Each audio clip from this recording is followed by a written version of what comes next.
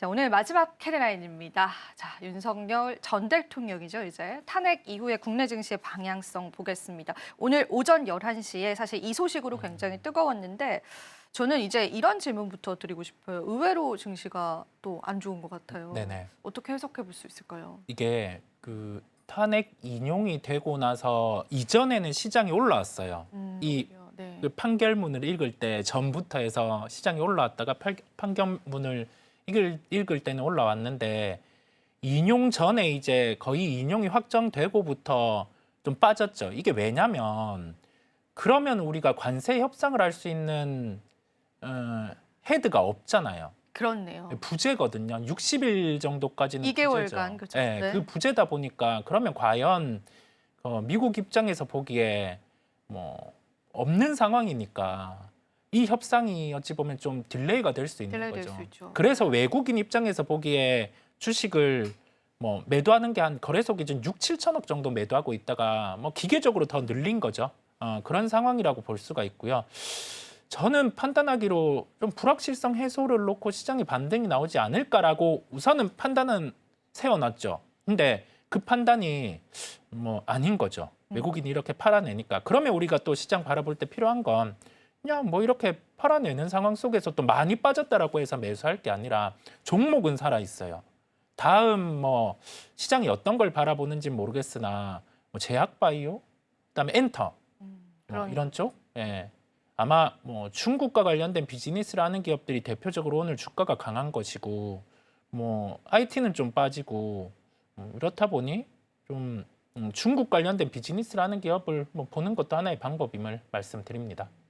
그러니까 사실은 지도자 공백 자체가 더 그 기간이 늘어갔다라는 걸로 이제 외국인 시선에서는 보는 거네요. 네. 사실 지금 뭐 한미 FTA도 전혀 어떤 효력도 발효되고 있지 않은 상황에서 새롭게 미국과 이제 무역에 관한 협정을 맺어야 되는 시점에서 조기 대선이 이제 오게 되면서 우리가 그 지도자 공백을 또 견뎌야 되는 거잖아요. 그렇죠. 그게 외국인 입장에서는 굉장히 이제 리스크일 수 있겠어요. 그렇죠. 그 사이에 또 많은 변수가 생길 수 있게 될 테고. 근데 저희가 사실은 통계적으로 봤을 때는 이제 역사적으로 탄핵 이후에는 증시가 그래도 상승하는 동향들이 있기는 하더라고요. 그렇죠. 근데 네네. 이게 이번에도 적용될 가능성이 있을까요? 그런 가능성은 존재합니다. 네, 그런 가능성은 존재하고 이 뭐 불확실성이 그래도 다른 이 두 달의 공백이기는 한데 좀 해소가 된 면이 있다 보니 뒤에 이제 뭐 미국 증시가 안정을 찾으면 우리나라도 급 뭐 반전이 나타날 수는 있겠죠. 그래서 미국이 먼저 좀 안정되고 우리나라 같은 경우도 오늘 더 이상 여기에서는 빠지겠나 싶기는 해요. 오늘. 네. 아, 오늘. 내일 뭐 네. 모레 돼서는 모르고요. 월요일은 또 모른다. 네, 모르죠. 네. 오늘 기준 여기에서 더 빠지겠냐 싶기는 한데 그러면 또 주식을 사고 싶잖아요. 다만 뭐 오늘은 뭐 급하게 볼 필요가 있나 싶습니다. 주말 또 끼어 있고 뭐 미국 선물이 미리 빠져서 이것도 들어올려 준다라고 하면 월요일 날은 뭐 갭으로 출발할 수 있겠지만 뭐 모든 걸 뭐 판단해서 미국이 반등 나올 것 같으니 주식을 늘린다라고 하기보다 좀 변동성 주는 걸 봐야 될 것 같아요. 미국도 우리나라도. 예, 그걸 한번 기다려 보시죠. 그러면 약간 환율도 짚고 가면 좋겠는데 네. 원화 가치도 이제 계속 회복이 안 되고 있던 상황이었잖아요. 달러 네. 약세에도 불구하고 이 원화 가치에도 영향을 줄 수 있을까요? 이번 사태가?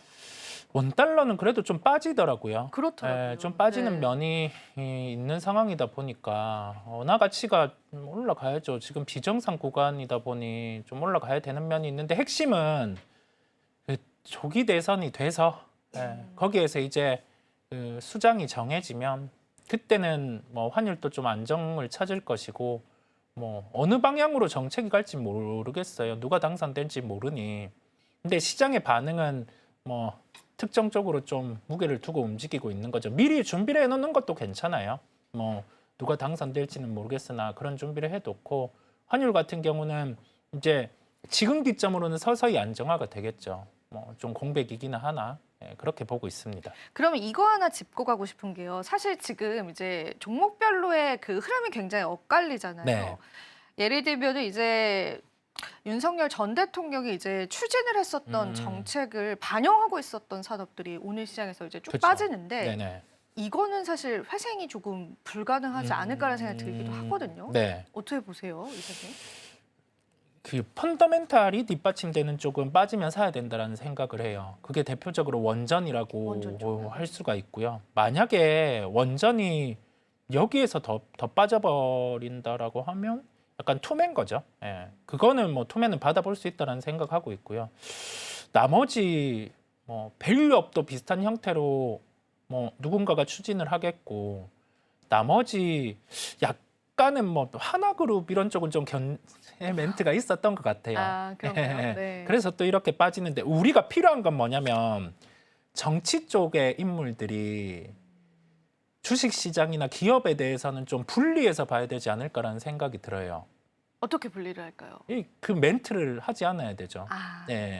네. 왜냐하면 자본시장과 좀 이런 좀 정치적인 별개다 성향은, 보니까 네. 미국은 잘 안 그러거든요. 아, 그런가요? 네. 뭐 관세는 미국을 위해서는 하는 거지 국가와 국가가 아니잖아요. 네. 근데 우리나라는 국가가 아니라 국가가 그냥 뭐 이런 시장을 위해서 좀 해야 하는 게 있다 보니 그런 건 좀 바뀌어야 되지 않을까라는 생각을 네, 해요. 하지만 이제 바뀌지 않을 가능성이 큰 상황에서 투자자들의 대응이 중요한 거죠.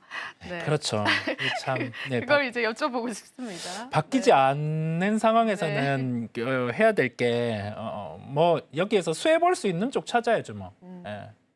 대선에 수혜 볼 수 있는 쪽 찾아서. 아, 그쪽으로 이제 찾아보자. 네, 뭐 그렇게 해서 찾아보는 거고, 그다음에 한켠에는 반대로 이제 좀 펀더멘탈 훼손 없이 예전에 이제 계속 추진하던 뭐 밸류업, 그다음에 원전 이런 쪽은 뭐 그대로 좀 정책으로 받아갈 수 있다 보니까 그런 쪽의 종목은 바라보셔도 되겠습니다. 네. 참 이게 종목별로 희비가 오늘 너무 엇갈리더라고요. 그래서 기준점을 어떻게 잡아야 할지가 좀 애매한데, 일단은 우리가 좀 여러 가지 케이스들이 있는 만큼 뭐 원전과 같은 그런 기업을 해당한다면은 그런 기업들은 오히려 이제 지금의 또 하락에서는 저가 매수의 기회로 살짝은 바라보셔도 좋다라는 그런 관점이신 것 같습니다. 참고해 보시고요. 한 가지 더 여쭤보고 싶은 건 사실 이제 조계대선 때마다 우리가 이제 경기 부양에 관한 이야기는 이제 당연히 나올 것 같습니다. 네. 그래서 이제 오히려 그런 경기 부양책이 국내 증시를 끌어올리는 요인이 되기도 하는 것 같은데요. 이번에도 그런 시나리오가 펼쳐질 가능성 크다라고 보실까요? 그런 부분은 가능해 보입니다. 뭐 지금 필요한 게 어떤 후보가 당선되든 경기에 대한 불안정성은 기정사실화가 돼 있다 보니까요. 작년부터 GDP 성장률은 이 정도로 빠진 적이 경제 위기 때 말고는 없었어요. 데이터가 뭐 아주 안 좋은 상황이다 보니까 각 후보들도 그걸 인지하고 있을 거고, 뭐 부양에 대한 부분은 아마 카드를 내놓을 거예요. 추경에 대한 형태를 더 변형해서 할 수도 있고요. 그래서 거기에 대한 기대감이 대선 시즌 전후에 맞물려서 좀 반영은 될 것으로 보여요. 가장 깔끔한 건 뭐 대선 빨리 마무리돼서 그렇죠. 여기 좀 정해질 거 정해지고, 그러면 거기에 따라서 정책 방향 뭐 이제 나타날 거니까 그때는 새로운 국면이 펼쳐질 것 같아요. 그래서 한 2달 고생하고 같이 합시다. 한 네. 6월, 6월에는 네. 이제 좋아지지 않을까요? 좀만 2달 쉬죠 그럼 뭐. 아, 그럴까요? 네. 쉬는 걸로.